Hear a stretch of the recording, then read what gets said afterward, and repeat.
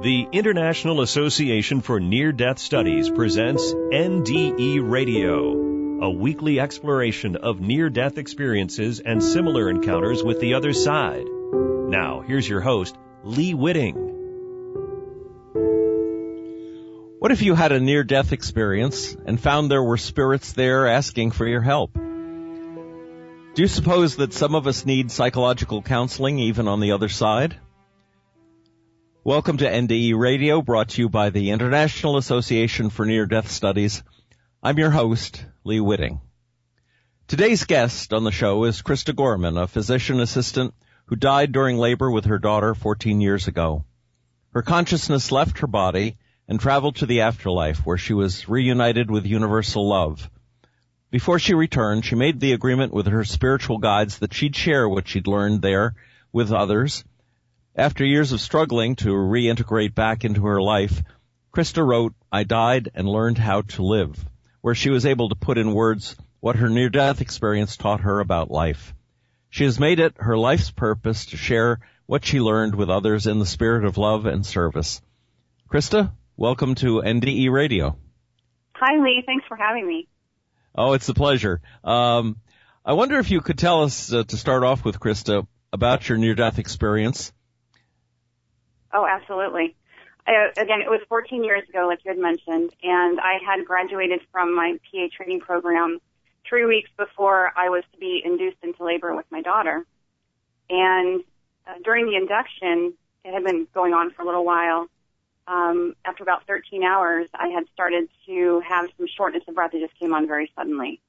And it just progressed rapidly to the point where I couldn't take in any more air. At that point, I passed out, and they were actually wheeling me out of the delivery room into the operating room to do an emergency C-section. So the last thing I remember was being in that hallway, and then the next point of my awareness was being kind of hovering, above my body, and watching myself in particulate matter sort of accumulate to that point above my body. So first I could see, and then I was watching these particles leave the body below and come up to where my eyes were, where my sight was coming from. I looked around and I thought, wow, this is amazing. I couldn't feel anything. I couldn't hear anything. All I could do was see. Physically I couldn't feel anything. I did have feelings, however. So I looked around the room and I saw what was going on, and I saw my body below me. Only I didn't know that it was my body. I didn't recognize it as a person. I was very detached and everything, nothing had a label to it. I was just simply watching this scene.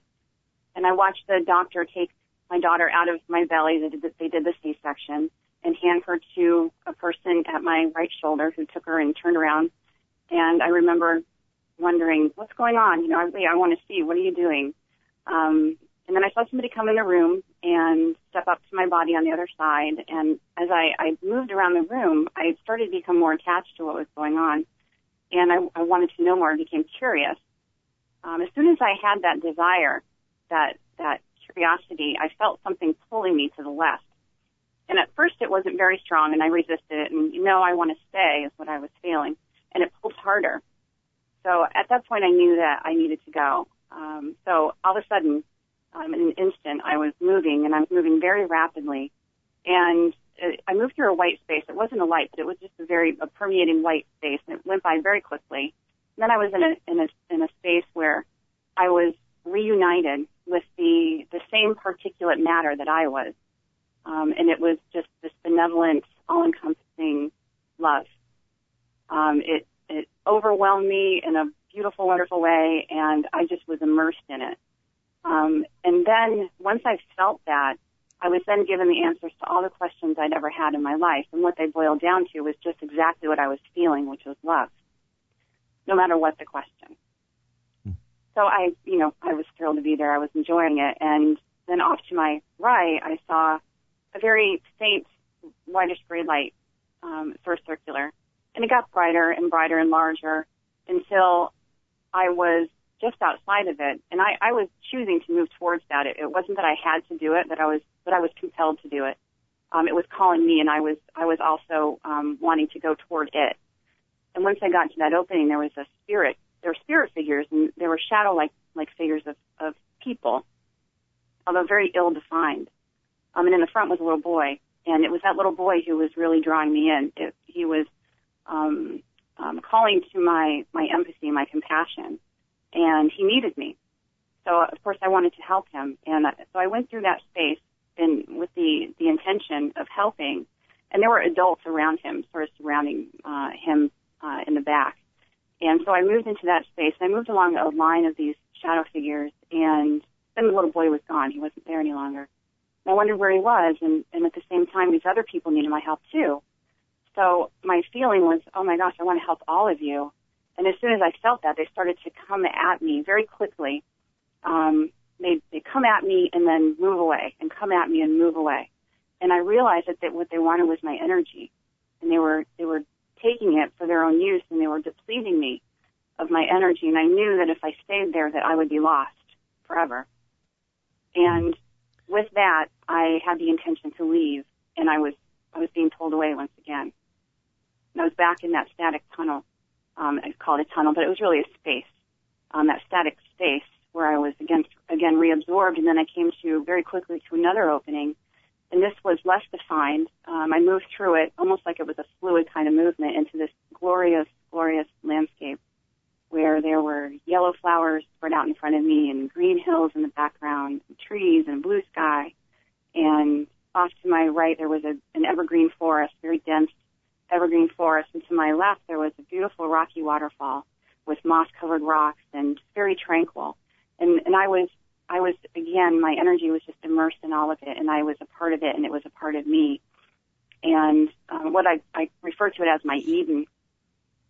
And then I was flanked on both sides. I was flanked by these benevolent, loving, spiritual beings. That's what I can call them angels, I suppose, just because that's the word that we give entities like that. But they were beings that knew more than me. They were there to serve as my guides and almost like my mentors. And at that point, they gave me three choices. I could either stay in that beautiful Eden, I could move through there and go to what lay beyond, or I could return to my body. And it didn't take me very long at all to decide I wanted to come back. And of course, they granted that. And as I was moving away, my energy was leaving them, almost going backward. They turned and they said, but if you leave, you need to share what you learned here. And I said, okay, of course. And then the next thing I remember was sort of waking up to pain in my chest. And what I realized after that was that was my neurologist rubbing his knuckles on my sternum to try to get me to respond. And what had happened was I'd suffered an amniotic fluid embolism and had gone into cardiorespiratory arrest for 8 minutes. And they actually had to stop chest compressions for 2 minutes while they delivered my daughter, and then resumed and had to put me in the ICU. So I was in the ICU for 3 days and recovered from that. So here I am 14 years later talking to you. Wow. It's an amazing story. Let me take you back to where you first started encountering the spirits that were asking for your help. Was it like a ghostly realm? Do you feel you were still on the earthly plane and these were spirits that hadn't figured out yet that they could go into the light? Yes, in some sense. And it was a spiritual plane. And what I felt was that they had wanted my help, so that was their intention. My intention was, yes, I'll help you. So our energies were really pulling I was pulling them towards me almost, and they were pulling me towards them. And they had an agenda. They wanted my help. I didn't know what they wanted it for, and it didn't matter to me. I just had that intention of wanting to help. So when they started to take my energy and deplete my energy, I had a choice at that point. I could stay and help them and lose myself, basically sacrifice myself to these spirits for their benefit, or I could take care of myself and allow myself the choice to leave. Right. And do you think, I'm sorry, do you think that if you had decided to stay and sacrifice yourself that you would have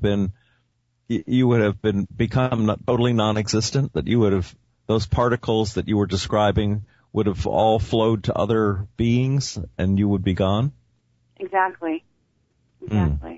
This is very interesting. So it sounds like their neediness was not something that you should have indulged them in. Yes, and initially I felt that afterwards when I had recalled my experience and was contemplating it.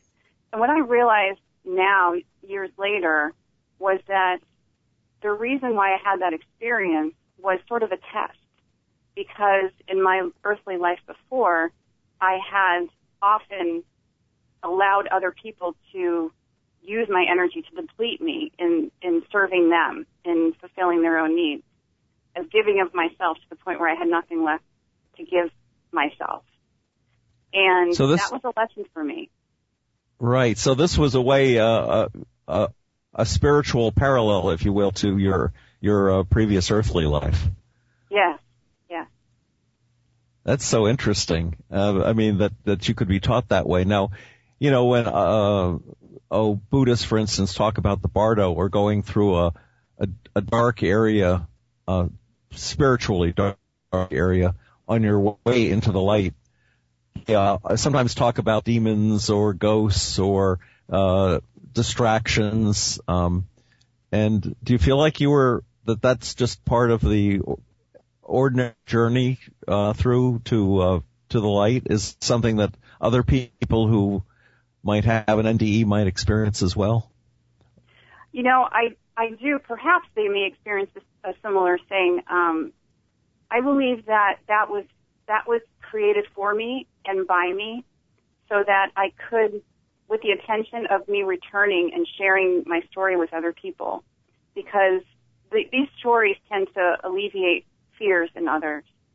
And when people are speaking to you about the problems that they've had in their lives or the things that cause them pain, oftentimes, it's our human nature to sympathize rather than empathize with them. So in the act of sympathy, we're actually, saying, I want to help you. I'm so sorry you're feeling this way. And it's sort of a depletion of our energy. When we're empathizing, it's more of a maintaining your footing in yourself while being of service to that person. So right. I needed to learn that lesson there in order to do what it is I came back to do. Now, when you finally got through that area and came into what you described as your Eden with the sky and the fields and the woods and so forth, there were other spiritual beings there, but they were of a different nature than the ones you'd encountered before? Yes, very, very different. And how did you know they were different? Did you recognize any of them? Were they friends or relatives who had predeceased you? Well, I recognized the feeling that we shared between us. I had an experience when I was a child of a visitation of an angel, what I now know is an angel, and I was very, very small, and I remember how he made me feel. He made me feel loved, but it was a detached sort of love.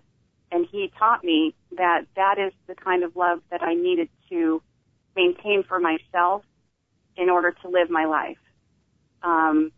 It sort of goes along with the Hindu philosophy, I suppose, and in that detachment from material things. We're here to love and be compassionate, show compassion, but in a detached sort of way, not in an ownership kind of way. So I feel that it was related to the feelings that these spirit beings that I encountered in my near-death experience made me feel the same way that the angel made me feel when I was a child. So they were my guides. They were there to love me unconditionally, not to own me or to tell me what to do, but to guide me. Tell us a little about the angelic visit. How old were you? What were the circumstances? Oh, that was a really cool thing. I was probably about 4 years old, and I recall very vividly kneeling in my bedroom on the floor looking at a book, and I felt something next to me nearby, and it was on my left, and I turned, and I remember looking at my closet doors, knowing that it was there, but not seeing anything and being really confused about it. And then it communicated to me, and it was what I now believe was Archangel Michael. And he said, "I'm here to love you." And it wasn't a saying, it was more of it was just a feeling. I felt that, and I returned the feeling to him like my mommy and daddy. I wanted their love. I wanted their attention and time and energy, and I didn't get that as much as I needed it as a child. And he said, no, that's not the love you need. You need the kind of love that you give yourself, and then that love you can give to others. And then with that, he was gone. And I didn't really understand, but I knew he'd be there for me if I needed him. It was just this information, this knowledge that he gave to me. So he would be present. I'd be playing by myself in the months, years later, and he would just be there. He'd just show up. And then I had to think about him. That's all I had to do, and he would be there immediately. And then there time came where I needed him less and less. And one day, again, I was in my bedroom and kneeling on the floor, and I wished for him, and I looked up out the window waiting for him, and he didn't come, and I wished for him again, and then he appeared on my right side, and I say appeared, I felt him on my right side, and I knew he was there, and he moved through me into the center of my chest, and he said, you don't need me anymore. You have everything you need right here. So this is very much like many children talk about having invisible friends, and they could be their guardian angels. Yes, exactly. Wow. And how old were you when he told you didn't need him anymore? I was probably maybe a year older. And I remember the feeling of just that more independence, more self-reliance emotionally that I had. And I recognized that as, I was just wishing for him less and less. I didn't need him as much. And he knew that. Did you feel disappointed when he was saying goodbye? Yeah, just for an instant, for a brief instant. But I knew intuitively that's what needed to happen. And in that, I remember feeling that and then saying, oh, okay. And I got up and I remember going outside looking for some of the neighbor kids to play with. Now, going back to Eden, was it a difficult decision for you to say, no, I don't want to stay here in this perfect place, I want to go back? Or... Yeah, again, everything is sped up. It's so fast. And for an instant, I wanted to move on. I wanted to move through there and to see what lay beyond there. And then I don't know why, but I just said, no, I'm going back. And I didn't know at the time the reason for that. Well, of course you'd had a baby, so that must have been one reason. Yeah. Well, I knew on some level, I'm sure that that's what it was, but I certainly didn't remember it when I woke up. I had no idea I was even pregnant. Wow. Now, you have said when you did come back, you I guess first tried to tell people about it, but they didn't understand, and so you just shut up and pushed the whole experience away from you? Yes, exactly. And people who have had, as you know, people who have had near-death experiences yourself, it's such a profound thing. Words fall short. You can't really find the right words to describe it. And I tried to find the words, and I was frustrated because I just couldn't describe the depth of the experience and how much it had changed me fundamentally. And they were, their energy was, oh, we're just glad to have you back. We want you to be the person that you were before. And so, we're all energy, and I felt that. I wanted to be that person on some level because I wanted them to feel okay. I wanted them to feel better about me. And that's what where my struggle really came in was, but I had this profound experience that I came back to be the love that I felt in the afterlife and to share that love with everybody. And in order to be that love, it would just take so much of my old self away from me, I suppose, and replace it with that deep love. And I felt on some level, that my family, though they loved me, they would never be able to understand it. They would never be able to understand me. And so that brought the fear in. And it sort of drew me back to who I was before. And then I guess things didn't work out so well for a while because your husband got ill. Yeah, for the several years following my experience, and not living as the person I knew I was, to the extent that I felt I needed to do it, I was just very unhappy, and I lived unhappily for the most part. I'd smile and joke and have fun, but underlying it all, I was unfulfilled and not truly happy.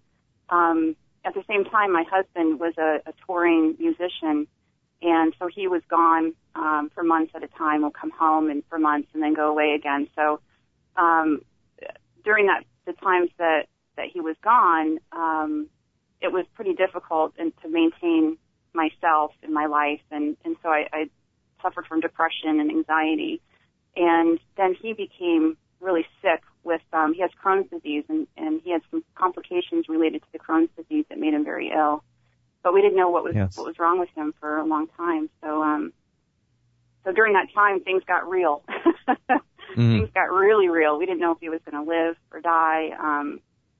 So, that creates a rawness in you that life becomes very acute. You live in the moment, and that's where my healing really began. Yeah, I see that as a chaplain. I see that happening in families all the time. There's nothing like a physical crisis to bring on spiritual growth. So then you absorbed the NDE experience into your life? Oh yes, I realized that because it had been poking at me over the years. I have it in the back of my mind. It was always there, and it would come forth into my consciousness, and I'd push it away, and then it was continuing to do it. And when my husband became ill, and my consciousness and my spirituality started to shift, that was when my near-death experience really just full force was in my consciousness. Wow. And my daughter was born on 7/17, and seemingly randomly, I'd see 7/17 everywhere. And then, just memories of my near-death experience would pop up, and I found myself allowing them to remain and to really feel them again, and to go through that process of integration into my spirit, into my soul once again. And through that came what I write about in the book, The 12 Principles for Daily Living, which through feeling that experience and re-experiencing it in the body, I was able to heal. And I started to live my life differently, and I lived my life through the 12 principles. And it just brought this miraculous healing to us all. And we continue to experience its benefits today, every day, every minute of every day. Has talking about your NDE and writing about your NDE given your husband hope, and has it given him spiritual strength? Tremendous. I can't even tell you the transformation, like the profound transformation that's occurred in him. He sees himself completely differently. He grew up in a violent kind of household, and sort of maintained that in some regard. When he was a musician, he was playing in a hardcore music band and around people who were fairly negative, and so that's where he felt comfortable. When he became ill and then recovered, he realized that he needed to change his way of thinking and way of existing, basically. And he saw this transformation happening in me, and he realized, wow, she has something there. What is it? And so we worked together, and he is so different today. His energy is completely different. His life is just so much richer and happier, and he trusts himself and believes in himself so much more, and it's just beautiful to see that. Yeah, I think it's amazing how hearing about near-death experience can strengthen people. The teller of the tale is often embarrassed at first, or a little bit scared to even be talking about something so strange.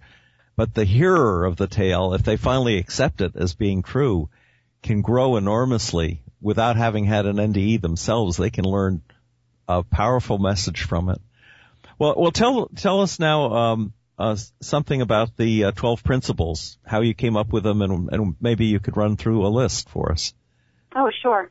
Well, I came up with them really just through meditation and really focusing on the message from my near-death experience. And, I mentioned it's so hard to describe it in words, and I wanted to be able to do that. I wanted to be able to write it down on paper, how I got to the point I was at in my healing process using my near-death experience. And, what are the things I was doing in order to heal myself? So the 12 principles include the physical manifestation of that spiritual process. And they are live in awareness, and the awareness of who we are, which are, spiritual beings and physical bodies, that we're integrally connected to the universe and are made up of divine love. Live willingly, which is allowing that to integrate into your life, and also having the flexibility in every area of your life to allow people to be who they are, allow yourself to be who you are. And I'll just go through the rest of them sort of briefly. Live lovingly, fearlessly, compassionately, patiently, presently, spiritually, faithfully, purposefully, creatively, and miraculously. Wow, that's great. Now, perhaps you could tell folks where they could get a hold of a copy of your book if they'd like to learn more about it. Yeah, it's available on Amazon as a digital download, or hard copy can be ordered. And I'm actually writing a book just on the 12 principles that goes into each one in more depth than I Died and Learned How to Live does. And it gives descriptions, greater, more length descriptions, and then practical application of each one. And how could someone buying this book, how could they put it to use in their lives? Well, it's really an individual process for each person, but my recommendation is to take just very specific situations or circumstances in one's life and take the principles and journal about it, think about it, meditate on it, and see how we can apply the principles in that situation in order to bring about more love and understanding, compassion, grace, and ultimately a happier, more joyful existence. The Dalai Lama likes to speak of compassion. That's his word that sums up just about everything that he talks about spiritually, is to put ourselves in the place of others. And when people who report having had life reviews in the process of having their near-death experience, often talk about how it's almost like perfect compassion, because they are the other person receiving either the benefit or the pain that you were generating back at that time when you either helped someone or hurt someone. Mm-hmm. And that integration of your understanding with their experience is just terrifically powerful. Well, I think all of the things that you mentioned here are really powerful words, to live faithfully, to live spiritually, to live presently. That whole notion of being here now is wonderful. So I would hope that people will get out and pick up a copy of this and really put it to use. Oh, yeah. Krista, it looks like we're just about out of time for today. So I want to thank you, Krista Gorman, for describing your NDE and how it changed your life. Do you have a website that you could tell people about? Oh, sure. It's KristaGorman.com, and it's just a place where I have a blog, and I just write down my thoughts, and I invite anyone who has an inclination to share their stories with me, and my email is on the website. Oh, thank you, Krista. Oh, thank you. So, folks, if you'd like to listen again to this or any of our past shows, just go to our website at nderadio.org. And for more information about the work of IANDS, check out their website, iands.org. And tune in next Monday, 11 a.m. Eastern, For more NDE Radio, this is Lee Whitting saying thanks for listening.